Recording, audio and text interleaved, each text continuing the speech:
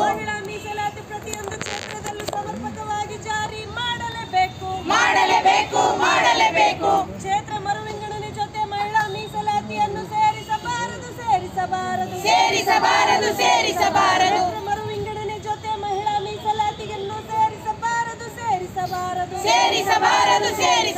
ಪ್ರತಿಯೊಂದು ಕ್ಷೇತ್ರದಲ್ಲೂ 33% ಮಹಿಳಾ ಮೀಸಲಾತಿ ಕೊಡಲೇಬೇಕು. ಮಹಿಳಾ ಮೀಸಲಾತಿಯನ್ನು ಕೊಡದ ಕೇಂದ್ರ ಸರ್ಕಾರಕ್ಕೆ ಹೇಳಿ ಧಿಕ್ಕಾರ. ಶಾಸನ ಮತ್ತು ಸಂಸದಲ್ಲಿ ಮಹಿಳಾ ಮೀಸಲಾತಿ ಜಾರಿಗೆ ತರಲೇಬೇಕು. ಸಂಸದ ಮತ್ತು ಶಾಸನದಲ್ಲಿ ಮಹಿಳಾ ಮೀಸಲಾತಿ ಜಾರಿಗೆ ತರಲೇಬೇಕು.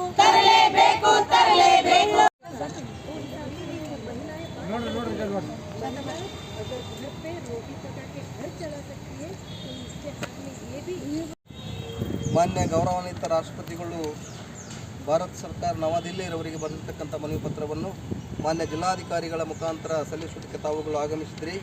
ಇಂದು ನಾನು ಮಾನ್ಯ ಜಿಲ್ಲಾಧಿಕಾರಿಗಳ ಕಚೇರಿಯ ಸಹಾಯಕ ನಿರ್ದೇಶಕನಾಗಿದ್ದು ಮಾನ್ಯ ಜಿಲ್ಲಾಧಿಕಾರಿಗಳ ಪರವಾಗಿ ತಮ್ಮ ಬೇಡಿಕೆ ಮನವಿ ಪತ್ರವನ್ನು ಸ್ವೀಕರಿಸಿ ಕಾನೂನು ರೀತಿಯಲ್ಲಿ ಅತಿ ಶೀಘ್ರವಾಗಿ ಮಾನ್ಯ ರಾಷ್ಟ್ರಪತಿಗಳಿಗೆ ತಮ್ಮ ಮನವಿ ಪತ್ರವನ್ನು ರವಾನಿಸ್ತೀವಿ ಅಂತಕ್ಕಂಥ ಆಶ್ವಾಸನೆಯನ್ನು ನೀಡಿ ತಮ್ಮ ಮನವಿ ಪತ್ರವನ್ನು ಸ್ವೀಕರಿಸ್ತಾ ಇದ್ದೇನೆ. ಧನ್ಯವಾದಗಳು. ದೇಶದಲ್ಲಿ ಪ್ರಗತಿಪರ ಸಂಘಟನೆಗಳು, ಮಹಿಳಾ ಮುಂಚೂಣಿಯಲ್ಲಿರ್ತಕ್ಕಂಥ ಸಂಘಟನೆಗಳು, ಮಹಿಳೆಯರ ಘನತೆಯ ಬದುಕಿಗಾಗಿ ಹೋರಾಟ ಮಾಡತಕ್ಕಂಥ ಸಂಘಟನೆಗಳು ಇವತ್ತಿನ ದಿನ ರಾಷ್ಟ್ರವ್ಯಾಪ್ತಿಯಾಗಿ ಮಹಿಳಾ ಮೀಸಲಾತಿಗಾಗಿ ಹೋರಾಟ ಮಾಡ್ತಾ ಇದ್ದೀವಿ.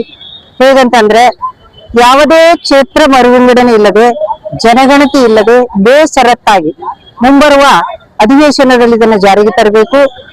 ಹಾಗೆ ಮುಂದಿನ ಚುನಾವಣೆಯಲ್ಲಿ 33% ಕಡ್ಡಾಯವಾಗಿ ಜಾರಿಗೆ ತರಬೇಕಂತಕ್ಕಂಥದ್ದೇ ನಮ್ಮ ಎಲ್ಲರ ಒಂದು ಬೇಡಿಕೆಯಾಗಿದೆ.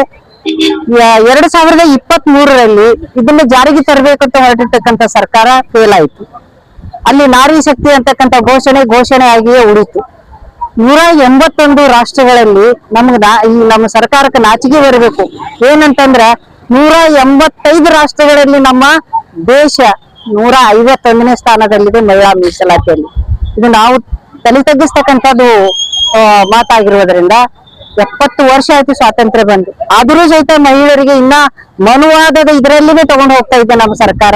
ಮಹಿಳೆಯರು ಮುಂದೆ ಬಂದ್ರ ನಮ್ಮ ಸೀಟ್ಗಳನ್ನ ಕಸ್ಕೋತಾರ, ನಮ್ಮ ಅಧಿಕಾರವನ್ನ ಕಸ್ಕೋತಾರ, ನಮ್ಮ ಕುರ್ಚಿಗಳನ್ನ ಕಸ್ಕೋತಾರ. ಅವ್ರನ್ನ ಬಿಡಬಾರ್ದು ಅನ್ನೋ ಒಂದು ಕೆಟ್ಟ ಉದ್ದೇಶದಿಂದ ಇವತ್ತು ಮೋದಿ ಸರ್ಕಾರ ವರ್ತಿಸ್ತಾ ಇದೆ. ಅದನ್ನ ನಾವು ಖಂಡಿಸ್ತೀವಿ. ಈ ಸರ್ಕಾರಕ್ಕೆ ನಾವು ಸವಾಲನ್ನು ಒಡ್ತೀವಿ. ಈ ಒಂದು ಹೋರಾಟದ ಒಂದು ನೆಪದಲ್ಲಿ ಅವರು ಮುಂದಿನ ಅಧಿವೇಶನದಲ್ಲಿ ಒಂದು ವೇಳೆ ನಮಗೆ 33% ಮಹಿಳಾ ಮೀಸಲಾತಿ ಕೊಡದೇ ಹೋಗಿದ್ದರೆ ದೇಶವ್ಯಾಪ್ತಿ ಇವತ್ತಿನ ಜಂತರ್ ಮಂತ್ರದಲ್ಲಿ ಮಕ್ಕಳು ತಮ್ಮ ಹಕ್ಕಿಗಾಗಿ ಯಾವ ರೀತಿ ಹೋರಾಟ ಮಾಡಿ ತಮ್ಮ ಜೀವವನ್ನೇ ಪಣಕ್ಕಿಟ್ಟಿದ್ದಾರೆ, ಹಾಗೆ ನಾವು ಸಹಿತ ಮಹಿಳೆಯರು ಒಗ್ಗಟ್ಟಾಗಿ ದೇಶದ ಎಲ್ಲಾ ಮಹಿಳೆಯರು, ಎಲ್ಲಾ ಸಂಘಟನೆಯವರು, ಎಲ್ಲಾ ಜನಪರ ಹೋರಾಟಗಾರರ ಮಹಿಳೆಯರು ಒಂದಾಗಿ ಅಲ್ಲಿಯೂ ಸಹಿತ ನಮ್ಮ ರಕ್ತವನ್ನು ಚೆಲ್ತಕ್ಕಂಥ ಕೆಲಸ ಮಾಡುವುದರಲ್ಲಿ ಯಾವುದೇ ಒಂದು ಹಿಂಜರಿಕೆ ಇಲ್ಲ ಅಂತಕ್ಕಂಥದ್ದನ್ನು ಹೇಳ್ಬೇಕಾಗ್ತದೆ. ಮೋದಿ ಸರ್ಕಾರಕ್ಕೆ ಎಚ್ಚರ ಕೊಡ್ಬೇಕಾಗ್ತದೆ.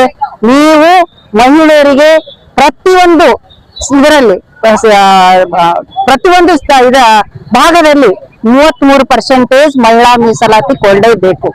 ಕೊಡದೆ ಹೋಗಿದ್ರೆ ನಾವು ಮುಂದಿನ ದಿನಗಳಲ್ಲಿ ಬಿಡೋರಲ್ಲ.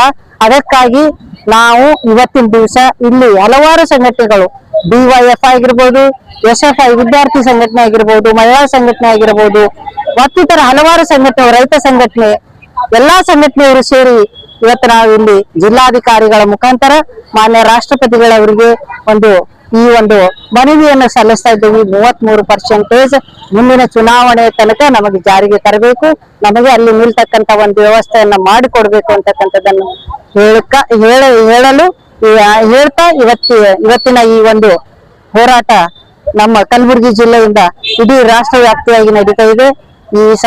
ಈ ಹೋರಾಟಕ್ಕೆ ಎಲ್ಲರೂ ಕೈ ಜೋಡಿಸಿದ್ದಾರೆ. ಹಾಗಾಗಿ 33% ಮೀಸಲಾತಿ ಜಾರಿಗೆ ಆಗುವ ತನಕ ನಮ್ಮ ಹೋರಾಟ ಮುಂದುವರಿಯುತ್ತದೆ ಅಂತ ಹೇಳ್ತಾ ಇಲ್ಲಿ ಇವತ್ತ ಮಾತಾಡಲು ನಮ್ಮೆಲ್ಲಾ ಸಂಘಟನೆ ವತಿಯಿಂದ ಅವಕಾಶ ಕೊಟ್ಟಿರ್ತಕ್ಕಂಥದಕ್ಕೆ ಧನ್ಯವಾದಗಳು. ಪದ್ಮಿನಿ ಕಿರಣಗಿ, ಅಖಿಲ ಭಾರತ ಜನವಾದಿ ಮಹಿಳಾ ಸಂಘಟನೆ ಜಿಲ್ಲಾ ಅಧ್ಯಕ್ಷ, ಕಲಬುರಗಿ.